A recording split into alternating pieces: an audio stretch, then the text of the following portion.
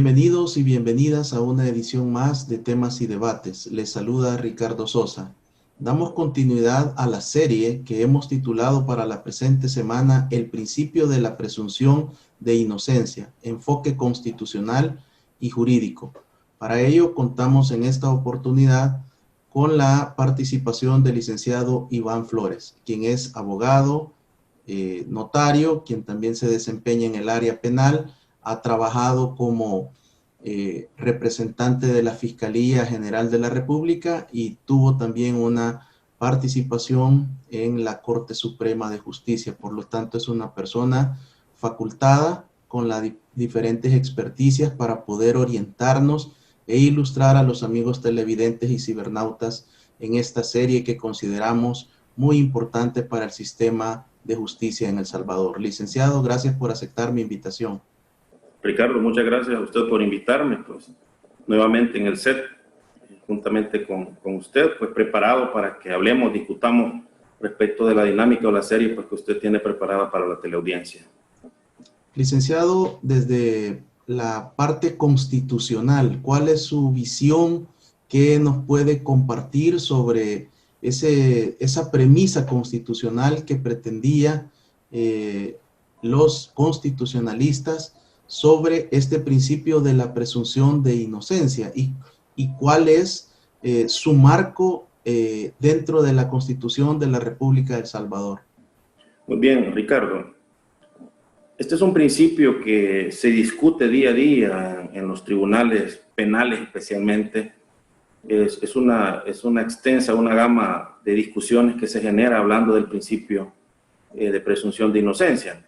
Para comenzar a hablar de esto es importante que tengamos en cuenta que esto se regula en el artículo 12 de la Constitución de la República, que entre otras cosas refiere que toda persona es inocente mientras no se demuestre lo contrario en un juicio en donde se le aseguren la garantía de sus derechos y que la misma persona pues pueda ser sometida a un procedimiento sin ser tratado como culpable o responsable sin antes haber sido oído y vencido en juicio, ¿verdad? Como reitero, y que en ese juicio se le aseguren en su totalidad sus derechos, sus garantías y la presencia del mismo durante el debate para efecto de tratar, por una parte, la parte acusadora, valga la redundancia, de desvirtuar o vulnerar ese principio de presunción de inocencia y por otra parte, la parte defensora, establecer pues que la persona es inocente y que no se le declarará responsable como tal.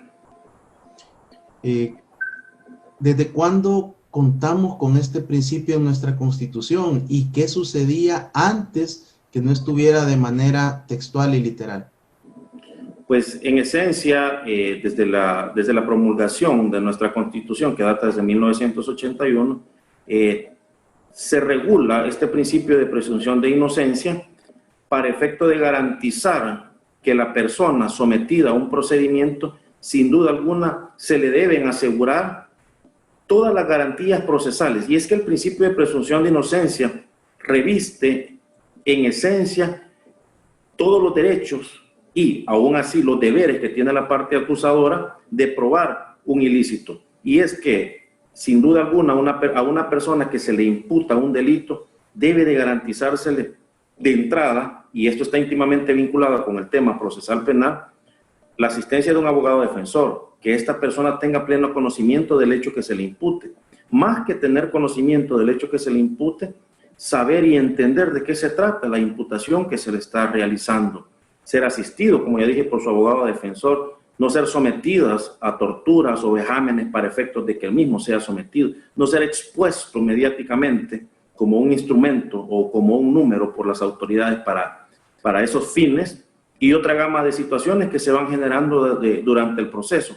Cuestiones mismas que deben de asegurarse, deben de asegurarlos los operadores de justicia, llámese estos Corte Suprema de Justicia en su rama tribunales penales, Fiscalía General de la República, Procuraduría para la Defensa de los Derechos Humanos, Procuraduría General de la República, y por qué no decirlo también, las personas que estamos en el sistema y que no somos empleados o pertenecemos como tal a una institución pública o gubernamental. De manera concreta, los abogados defensores, los abogados querellantes, pues que en esencia somos contratados por el particular para asistir en un proceso como tal. Cuando hablamos de presunción, debemos de entenderlo como una suposición o un supuesto que a una persona se le imputa un determinado delito. Y es que lo que pasa es que toda persona, a partir de lo que usted dice, se presume inocente, no culpable o no culpable en un proceso, mientras ésta no ha sido oída y vencida en juicio.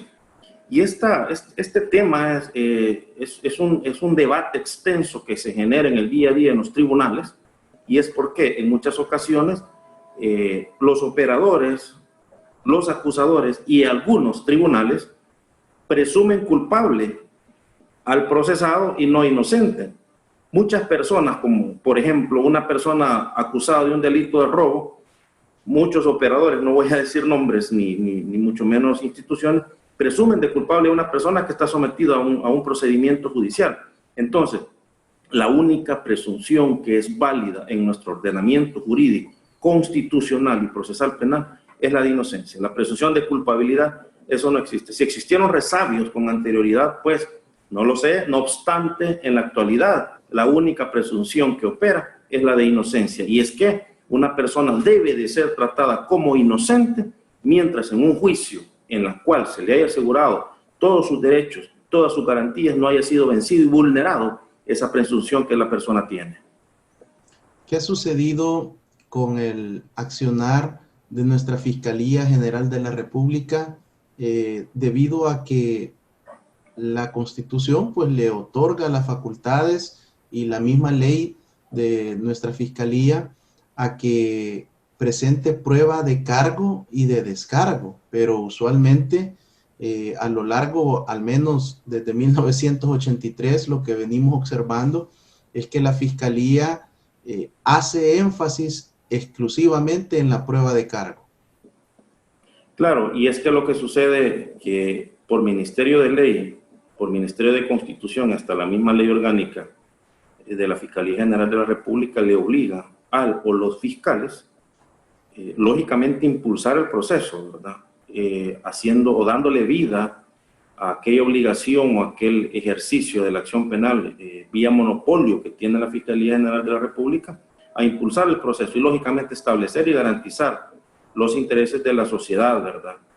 Y de las víctimas en esencia, pero también le obliga a ubicar o a garantizar prueba de descargo en favor de la persona que está procesando o está vinculando a un proceso penal. El detalle es que se ha generado una costumbre sesgada en el día a día, que Fiscalía solo ubica, investiga o genera prueba de cargo. Habrán fiscales muy honestos, lo tengo que decir también, o muy diligentes, que también ubican prueba de descargo y la presentan y la plantean así a un tribunal, a sabiendas que con esa prueba pues su caso se le destruirá. No obstante, creeré que esa será una muestra mínima de fiscales que lo hacen, pues porque la tendencia siempre es acusar y condenar a costa de lo que sea. Aún así, teniendo resultados de absolución, apelan en su mayoría por apelar. Es decir, una resolución que un juez la ha emitido conforme a las probanzas que se le han presentado, considera que no existen elementos ni de existencia ni de participación, a pesar y a sabiendas de eso, Fiscalía siempre recurre y utiliza pues los temas, los medios impugnaticios que tiene para tratar de que la resolución no cause ejecutoria o no quede firme. Entonces, yo sí debo decirlo y afirmarlo por experiencia que tengo en la actualidad como abogado litigante, que hay casos en los que no se tiene ningún asidero probatorio, ningún asidero legal en contra de los procesados, y aún así se lleva hasta las últimas instancias de parte de la Fiscalía General de la República, aún a sabiendas que la persona con certeza positiva es inocente. Licenciado, usted estuvo del otro lado como fiscal específico, brindando sus servicios para nuestra Fiscalía General de la República. Desde esa experiencia, que fue muy importante en su formación, ¿usted encontró que esto es una situación que la institución trae desde el siglo pasado o depende de la administración de cada fiscal que está desarrollando su ejercicio? Sin duda alguna, debo decirlo que a partir de la experiencia que tuve como agente auxiliar del Fiscal General de la República, esta es una institución eminentemente verticalista. Usted recibe órdenes y debe de ejecutar las órdenes que recibe de parte de su superior. Y en la actualidad es más focalizada ese tipo de situaciones. Tanto es así que si usted no está de acuerdo con una petición, debe de hacerla, aunque esté contraria a la ley. Ahora, en la actualidad he observado que hay cuestiones propias que el fiscal las puede ejercer, porque por eso es un delegado del Fiscal General de la República, tiene facultades para actuar más en la actualidad. La gran mayoría de fiscales no tienen esa facultad de actuar sin la orden o el aval, primero del jefe inmediato o el jefe de unidad, no se diga en cuestiones más importantes o determinantes. Le pongo un ejemplo. En el caso del procedimiento abreviado, que es un procedimiento especial que en el camino conocemos como salidas alternas al proceso, no obstante, en esencia es un procedimiento especial y no una salida alterna porque no lo plantea hacia el Código Procesal Penal. El fiscal tiene, por Ministerio de Ley, el que llega a la diligencia, a la audiencia o el dueño del caso, la posibilidad de otorgar o negociar un procedimiento abreviado con el abogado defensor en beneficio de la persona que ostenta la calidad de imputado. En la actualidad, mientras no se tenga la autorización, entiendo, del jefe de la unidad, y si no me equivoco, del jefe superior al jefe de la unidad, el fiscal no puede otorgar un procedimiento abreviado a pesar, ojo, a pesar de que la ley le franquea que será el fiscal el que lo va a otorgar, es decir, el fiscal que llega a la diligencia. Entonces, pero vía costumbre, y vía costumbre, como lo dije, y por una cuestión sesgada, se tiene que, mientras no se tenga autorización de los jefes, no se realiza, no se otorga. Ahora, debo de decir que también han habido casos en los que sí se ha prestado a cuestiones tendenciosas y maliciosas, y por eso quizás que se han generado mayores filtros para que se pueda otorgar ese tipo de beneficios o procedimientos en relación de los procesados. ¿Se considera dentro de la Fiscalía que un proceso abreviado puede ser tal vez no una victoria tan rimbombante al lograr una condena, o cuando hay una conciliación también en beneficio de la víctima que no implica una prisión para el imputado? ¿Es considerado esto como una derrota dentro de la Fiscalía? Pues definitivamente que en teoría esto se conoce como justicia negociada, el procedimiento abreviado. Y es que la ley establece que pues, se negociará los términos de pena, los términos de responsabilidad civil, el tema de la confesión del procesado para efecto de poder acaecer a ese mismo, son requisitos taxativos que la ley establece. Y pues, sin duda alguna, al negociarse, lo más probable es que se va a emitir una sentencia condenatoria. Han habido casos en los que se negocia el procedimiento abreviado, se negocia una pena, hay anuencia de ambas partes y el juez o los jueces que conocen absuelven. Y es que lo que pasa es que no obsta ni lo vincula la negociación que se ha tenido entre las partes formales y materiales al juez a resolver lo que se le está pidiendo, partiendo de que el juez conoce el derecho y que deberá aplicarlo sobre la base de la justicia. Entonces, si el juez considera que a pesar de que han negociado, a pesar de que el imputado acepta que ha cometido el hecho, pero si los elementos probatorios que corren agregados en la carpeta judicial no son suficientes, puede absolver. Yo he conocido de casos en los que el juez lo hace. Ahora, si el juez accede al tema de negociación que las partes han tenido o a lo que las partes han llegado, sin duda alguna deberá condenar, porque en esencia se negocia una condena pues simplificada, y pues en realidad es un número más de condena para la Fiscalía General de la República, pero en muchos casos pues si se busca un procedimiento abreviado es para tratar de optar a que el procesado salga en libertad. Eso es lo que se busca de parte de la defensa. En muchas ocasiones la Fiscalía General de la República pretende negociar abreviados en los que la persona debe de quedar detenida. Debo aclarar algo, hay delitos que no permiten, por la naturaleza o la penalidad mínima que reviste cada delito, pues no podrá una persona optar a un beneficio penitenciario, como es la suspensión condicional de la ejecución de la pena o el reemplazo de pena, ¿verdad?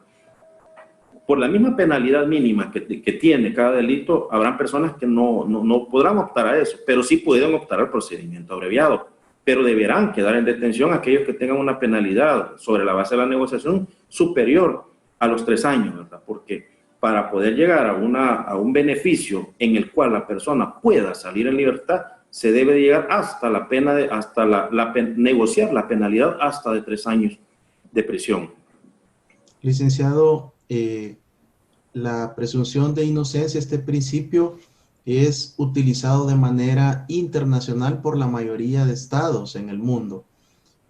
¿Cuáles serían esos principios constitucionales internacionales o legislación internacional sobre la cual nuestros constitucionalistas en 1983 incorporan este principio a la Constitución de la República de El Salvador? Bueno, de entrada debo decir que hay una serie de tratados que han sido suscritos por nuestro país relacionados a la garantía de los derechos humanos de la persona, y que pues sin duda alguna estos mismos tratados llevan invívitos la garantía de la presunción de inocencia. Puedo enumerarle varios, pero de manera específica se discute mucho la Declaración Universal de Derechos Humanos, específicamente en el artículo 11 de la misma, en donde garantiza o establece que los estados suscriptores o tratantes de ese tratado efectivamente deben de buscar garantizar ese principio de presunción de inocencia, y eso pues genera una armonía total en cuanto a lo que la Constitución en su artículo 2 establece. Puedo hablar también del artículo 14.2 del Pacto Internacional de Derechos Civiles y Políticos, que también regula esa presunción de inocencia. Y así una gama de tratados, pero en esencia puedo decirle que estos dos tratados regulan y se discute mucho. Es más, la Sala Penal y la Sala de lo Constitucional hacen uso con frecuencia cuando se discuten temas de medidas alternativas o de violentación al artículo 331 del Código Procesal Penal. La Sala de lo Constitucional, cuando resuelve temas de habeas corpus en beneficio de las personas que están privadas de libertad, relacionan mucho estos tratados, pues, que sin duda alguna vienen a garantizar o robustecer lo que la Constitución busca en este artículo que he referido, y que pues que se materializa en la ejecución de la misma, pues, en nuestro Código Procesal Penal. En cuanto al día a día, cuando ya está esto en un proceso de una detención provisional, de un momento de una captura, esto debe de estar regulado en la legislación secundaria, en el Código Procesal Penal. Necesitaremos hacer algunos ajustes para que este principio de presunción de inocencia sea real y efectivo en El Salvador. Yo considero que nuestra legislación es una legislación bastante completa. Es una legislación pues que a pesar de que en algunos casos probablemente se queda corta, nuestra Corte Suprema de Justicia, especialmente en la rama de Derecho Penal y Procesal Penal, ha hecho resoluciones muy interesantes en las cuales pues ha dado los parámetros a los juzgadores y a los aplicadores y al resto de personas que estamos en el sistema para establecer o relacionar cómo se deberán aplicar estos principios como tal. Yo considero que más que reforma, yo considero que más que ajustes en la misma ley, es un tema de aplicación o aplicabilidad como tal y de análisis que hace cada aplicador. Porque hay casos en los que nos encontramos en el camino muy buenos jueces que hacen análisis constitucionales, jurisprudenciales, análisis de sentencias de tribunales internacionales, y que en definitiva, cuando acaecen, por ponerle un ejemplo, a una sentencia condenatoria o establecen como tal eso, emiten sentencias muy buenas, de las cuales, pues a pesar de no estar de acuerdo, a pesar de que no fue de acuerdo a los intereses que estábamos planteando, son resoluciones justas, son resoluciones apegadas a derecho y apegadas a justicia, y que lógicamente si es que consideramos que hay un espacio que no se dejó cubierto en la sentencia, pues deberemos recurrir. Ahora, está la excepción también, ¿verdad? Hay aplicadores, como pongo el ejemplo, hay fiscales que presentan casos sin fundamento y sin argumentos algunos, a pesar de que la misma ley establece una serie de requisitos para acusar, una serie de requisitos para detener, una serie de requisitos para procesar, lo presentan per se.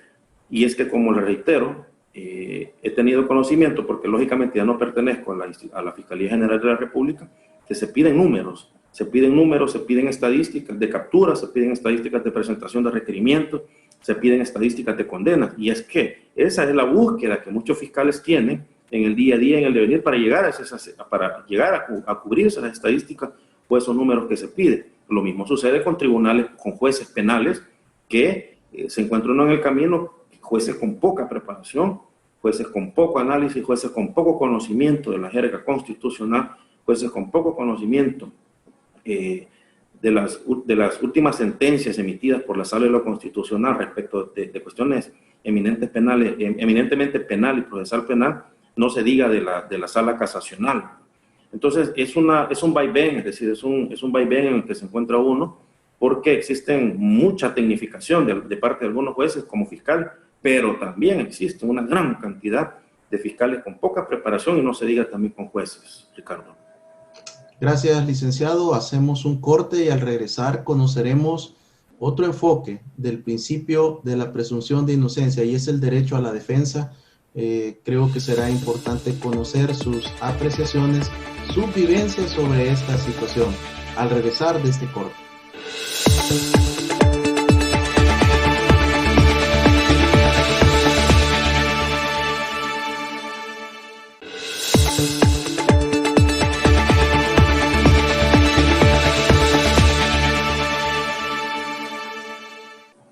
Gracias por continuar con temas y debates. Estamos en el desarrollo de la serie que hemos denominado El principio de la presunción de inocencia en El Salvador, enfoque constitucional y jurídico. Licenciado, usted es abogado en el libre ejercicio de la profesión, abogado litigante con una especialidad en el área penal.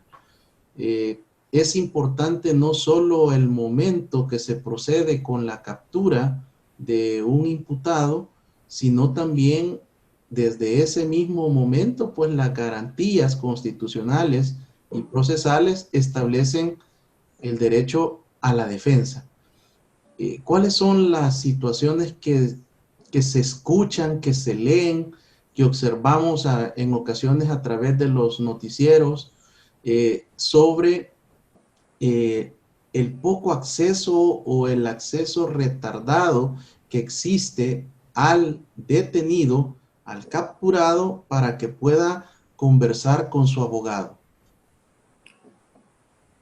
Es un tema muy interesante, o una pregunta muy interesante, Ricardo, teniendo en cuenta que es un derecho que le existe a toda persona que se le imputa un delito, tener comunicación directa con su abogado, para efecto de que su abogado le explique cómo va su caso, le explica los pormenores de la imputación que se le está realizando y también pues que conozca de alguna manera la estrategia o teoría de caso que planteará su abogado respecto de la misma dinámica que se está discutiendo. Esta es una cuestión que está generando muchísimas complicaciones. Nos está generando, todos los abogados que estamos en el ejercicio libre, nos está generando muchas complicaciones en el sentido de que no tenemos contacto con nuestros defendidos. Son dos situaciones las que se han planteado, se han presentado. Primero, es el tema de la emergencia que se genera a nivel de penales previo a la pandemia. Complicadísimo el ingreso a un recinto penitenciario, los controles son muy estrictos, a pesar de que habemos abogados que llegamos a comenzar única y exclusivamente del caso con nuestros defendidos, pero a raíz de que han habido también, se ha probado y establecido que han habido abogados que se han prestado a sacar noticias para el cometimiento de hechos delictivos, abogados que han llegado a hablar de la familia con los procesados, es que se han generado controles estrictos. Pero debo de decirlo que antes de la pandemia, pues, se lograba ingresar a los recintos penitenciarios, hablar única y exclusivamente del caso. Y es que por eso es a lo único que se debe llegar de parte de un abogado. Es decir, no puede llegar el abogado a hablar de cómo está su familia, cómo está la situación en la calle, porque no es un tema que deba de tratarse vía procesado abogado defensor. Bien, en la actualidad, con las personas que se encuentran en detención provisional en la Bartolina policial, ese tema es imposible, no se puede. Primero, antes de la pandemia ya no se podía, eso era una cuestión imposible. Primero por el espacio físico, segundo por las reglas que se habían implementado de parte de la Policía Nacional Civil, como consecuencia de lo que le acabo de estar diciendo, que han habido una cantidad de abogados que se han prestado a llevar o difundir información desde el exterior o desde el interior hacia la calle, y pues que se han prestado a cometimiento de hechos delictivos que están totalmente fuera de la actividad profesional o de las actividades neutras que debemos de tener nosotros los abogados en cuanto al ejercicio, a la defensa o de la acusación. No se diga ahora después de la pandemia, fueron varios meses en los cuales no se tuvo acceso directo con ningún procesado y ninguno de nuestros defendidos en los penales por las mismas medidas sanitarias que se estaban implementando en los penales, al igual que en la Bartolina. En las Bartolinas, le pongo un ejemplo, para efecto de sacar un nombramiento, uno no puede hablar con la persona que eventualmente le va a firmar el nombramiento, porque es el señor agente quien lleva el documento y ya le trae firmado el mismo. Entonces son dos cosas las que se verifican. Primero, ellos dicen que por un tema de seguridad, y segundo, que por el tema también de las medidas sanitarias. Cuestiones que tienen razón, más no debería darse eso, porque no se genera un enlace entre procesado, abogado, defensor, y ese principio, o ese derecho, mejor dicho, se vulnera. Entonces, nuestros defendidos no nos conocen, nos vienen a conocer allá en la etapa de instrucción cuando está finalizando, en la audiencia preliminar o en la vista pública. Entonces, durante todo el devenir que se tiene que hacer alguna serie de coordinaciones, porque si es que el hecho que se le imputa a un procesado sucedió, el único que lo conoce es el procesado y la persona quien lo acusa, llámese víctima o testigo, ¿verdad? Entonces, nosotros no tenemos acceso a las víctimas o testigos, más sí al procesado, porque somos sus abogados defensores, pero en la realidad práctica que se vive en la actualidad, no tenemos un acceso directo a ellos, a las personas que están detenidas, ya sea en penales o en Bartolinas policiales. Ricardo. ¿Qué sucede cuando la familia lo contacta a usted en este caso y le dice, tenemos una persona detenido en la Bartolina tal? Usted se desplaza hacia esa Bartolina y el imputado, el detenido, tiene que firmarle la autorización para que usted ejerza la defensa. Pero según le entiendo, y por eso quiero que me aclare, esa nota donde el capturado le va a dar la autorización a usted para hacer la defensa, la manda y la recibe a través de un agente policial. ¿Cómo garantiza usted en ese caso de que el capturado fue el que firmó ese poder? Debemos de partir de la premisa de la buena fe, porque sin duda alguna es urgente ejercitar la defensa. Y es que el mejor ejemplo que le puedo poner es cuando una persona ha sido capturada y es inminente la realización de la audiencia inicial. Pongámosle que estamos a un día, mediodía, a día y medio de que la audiencia inicial se realiza y debemos compilar una serie de documentos para efecto de ir a ejercer la defensa técnica de esta persona. Necesitamos urgentemente el nombramiento, porque habrá casos en que la madre, el padre, la esposa, el esposo no están habidos para que nos otorguen el nombramiento. Debemos irlo a hacer a las Bartolinas policiales. Entonces, nosotros no tenemos la capacidad de llegar y decirle a la gente, ordenarle, necesito que me lo saque porque con este tengo que hablar. Eso no sucede, esto aquí no pasa, y es una realidad palpable, es una triste realidad que no podemos hablar con nuestros defendidos, no podemos. El agente que se encuentra en la puerta o en la comandancia de guardia nos recibe el nombramiento, se lo lleva nuestro carnet para que vea la foto el detenido y ya regresa firmado y nos sella con el sello, valga la redundancia, de la delegación policial para que lo podamos llevar al tribunal, porque sin ese sello tampoco nos podrán tener por parte. Es una realidad, una triste realidad que vivimos en nuestro país, y es que por esas condiciones, ¿verdad?, que se dan de hacinamiento, por esas condiciones de poco personal en las Bartolinas policiales, por las condiciones que he manifestado, ¿verdad?, de que muchos abogados o algunos abogados, debo hacer una muestra pequeña, se han prestado a la realización o llevar y traer noticias respecto de cometimientos de hechos delictivos, es que nos vemos limitados para ejercer desde el inicio y desde los gérmenes del proceso una efectiva defensa técnica, porque debo de aclarar que la defensa técnica no solo se realiza de parte de nosotros los abogados en los tribunales, es parte también de la comunicación y es un derecho que tiene el procesado a comunicarse con nosotros, es decir, sus abogados defensores, para saber cómo va su proceso, para entender de qué se trata la imputación, para conocer qué elementos de prueba se están presentando, construyendo en las diferentes etapas del proceso, llámese esta etapa inicial hasta la etapa de instrucción, licenciado. ¿Qué sucede al escucharlo, licenciado? Surgen muchas inquietudes. La primera, ¿por qué este proceso entre que la persona es capturada y va a ser llevado a la sede del juzgado respectivo para ser intimado, eso puede ser dentro máximo de las 72 horas posterior a la detención. Pero usted, cuando anda en este proceso de, primero, de ubicarlo en cuál Bartolina supuestamente está, una vez lo ubica, envía usted y trata de obtener esta autorización para la defensa. Pero usted en ese momento solo le han contado los supuestos delitos. Esto no va en detrimento de la defensa técnica material del imputado. Estas 72 horas prácticamente se pierden en este principio de la presunción de inocencia.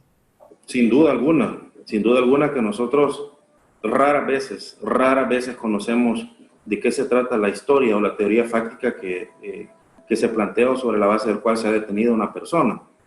Y es que Fiscalía tiene 72 horas, hasta 72 horas para presentar la petición o requerimiento al juzgado competente, ya sea este juez de paso o juez especializado. Tiene 72 horas y lógicamente dentro de ese margen de las 72 horas nosotros tenemos que obtener el nombramiento del procesado, lógicamente hacerlo llegar a Fiscalía o a los tribunales si es que ya llegó.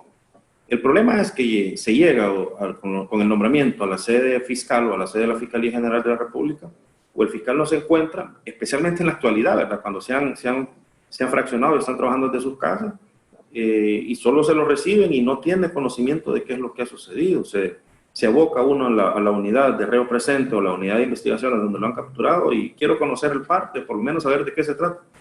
Ya lo remitimos a la Fiscalía General de la República y no se lo podemos dar. Se llega a Fiscalía, no se encuentra el fiscal del caso y el expediente sí probablemente se encuentra, pero otro fiscal no se lo puede prestar. Entonces es complicadísimo, la verdad, conocer la historia y preparar desde esos momentos, de los gérmenes del proceso, una verdadera defensa técnica. No sé, es casi imposible esa situación. Sí hay casos excepcionalísimos en los que yo por lo menos personalmente he logrado conocer por lo menos la historia, pero eso es excepcionalísimo.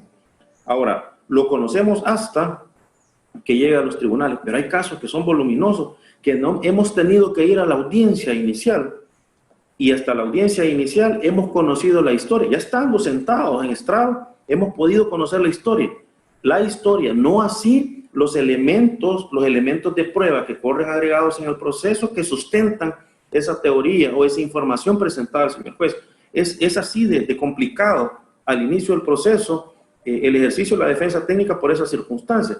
Tuve un caso en diciembre recién pasado, el caso es muy voluminoso, que el requerimiento es un requerimiento de aproximadamente 1.200 páginas, en la cual se presenta el requerimiento, se sacan los nombramientos correspondientes, algunos se presentaron a Fiscalía, otros a tribunales. Llegamos al tribunal a que nos extendieran una copia de requerimiento, no pudimos y fuimos a la audiencia inicial. Habíamos, un ejemplo, 40 abogados, 80 procesados, nadie conocía la historia fáctica que se planteaba en el requerimiento, hasta que escuchamos la lectura del requerimiento o la explicación que está dando Fiscalía, que tuvimos oportunidad de más o menos conocer. Así de complicado es el ejercicio de la defensa técnica que se plantea a partir de todas esas vicisitudes en las cuales nos encontramos por el mismo sistema, o hasta en algunas ocasiones por la misma carga que tiene el fiscal, porque el fiscal le llega a este reo en término, como se conoce en la práctica.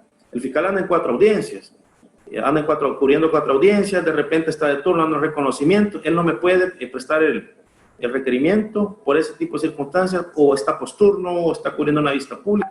Es decir, es un entrelace bastante complicado que se da por esta cantidad de dificultades que se presentan en el mismo sistema.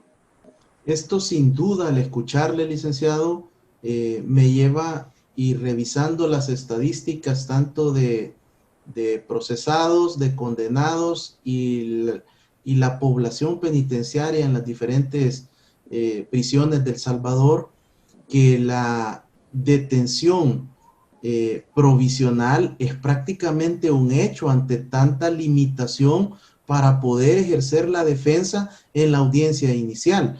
Y al enterarse usted de la tesis, de la posible hipótesis delictiva, lo único que me imagino que queda en ese momento es tratar de buscar medidas alternas a la detención provisional, siendo esta ya una regla que va a quedar detenido y no una excepción. En definitiva, y esto está íntimamente vinculado con el tema inicial que estamos tratando, ¿verdad? Que es el principio de presunción de inocencia. Y es que cuando se llega a la audiencia inicial, raras veces conocemos la historia, raras veces conocemos, sí sabemos de manera general qué delitos le están atribuyendo. Al escuchar eso, casi que vamos en automático, va a quedar en detención, casi. Entonces, más aún que no conocemos la historia. Llevamos una serie de documentos porque por la práctica sabemos qué documentos debemos de presentar en calidad de arraigo para establecer que la persona se podrá o se deberá someter al procedimiento. Más, al no conocer de manera certera por esas vicisitudes que se han presentado, casi que sucede que la persona queda en detención provisional en los inicios o en los gérmenes del proceso. Tocará, pues, sin duda alguna, una vez ya conocido el proceso, una vez entramos a la audiencia inicial y se decreta la detención, que en su mayoría es así cuando se presenta por delitos graves, en la práctica casi siempre es así, presentar la apelación correspondiente, construir los arraigos sobre la base de la imputación que se está generando, porque si no tenemos plena certeza de qué es lo que tiene, qué es lo que consta en el requerimiento, en la diligencia, es complicado también inducir los arraigos, ¿verdad? Porque tenemos que conocer cuándo, cómo y dónde se generaron. Hay imputaciones en las que dicen, por ejemplo, los testigos que los hechos sucedieron en el mes de mayo de 2010, por ponerlo ejemplo. Para limitar y generar una búsqueda de pruebas respecto al mes de mayo es una ambigüedad sumamente complicada, porque en el mes de mayo, por ponerlo ejemplo, hubieron 30 días en el mes de mayo. Entonces, un día del mes de mayo aparentemente sucedió el hecho. Si no le delimite el testigo a través de lo que está manifestando en su entrevista y consecuentemente requerimiento, nosotros también nos vemos totalmente limitados a ubicar elementos de prueba de descargo para establecer que esta persona o estuvo en el lugar o no pudo haber participado en esto porque estuvo en un lugar diferente.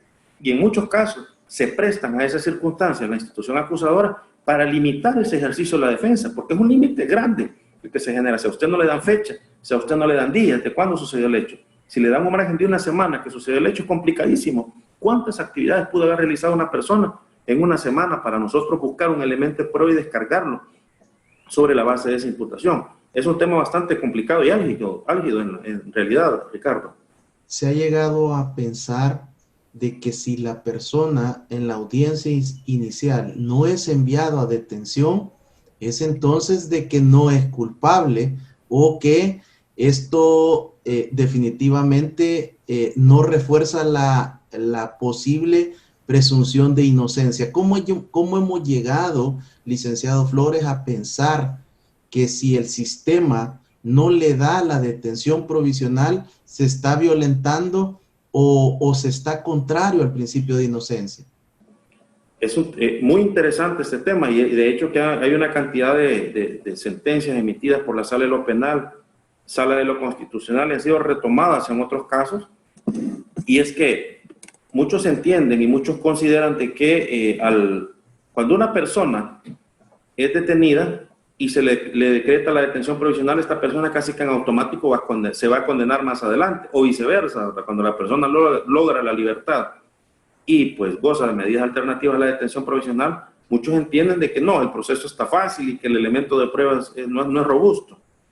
Esto viene amarrado con lo que le dije al principio, que hay jueces que son muy analíticos, jueces que son muy estrictos con el análisis y el escrutinio que hacen de la carpeta investigativa que se le presenta, y hacen un esfuerzo y un análisis jurídico, un análisis jurisprudencial respecto de establecer y detallar que la detención provisional no es la regla, ¿sí?